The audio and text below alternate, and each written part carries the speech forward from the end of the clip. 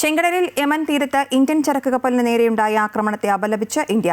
കപ്പലിലുണ്ടായിരുന്ന ഇന്ത്യക്കാരടക്കമുള്ള 14 ജീവനക്കാരും സുരക്ഷിതരാണ്.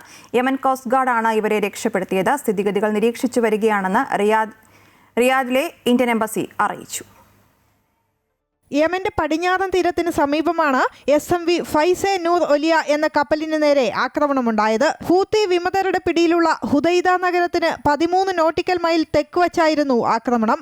ആക്രമണത്തിന് പിന്നാലെ കപ്പൽ മറിയുകയും മുങ്ങുകയും ചെയ്തു. യമൻ നാവികസേനയും കോസ്റ്റ് ഗാർഡും സംയുക്തമായി നടത്തിയ ഓപ്പറേഷനിലൂടെ ഇവരെ രക്ഷിക്കുകയായിരുന്നു. ഒരു യമൻ സ്വദേശിയും 13 ഇന്ത്യക്കാരുമാണ് കപ്പലിലുണ്ടായിരുന്നത്.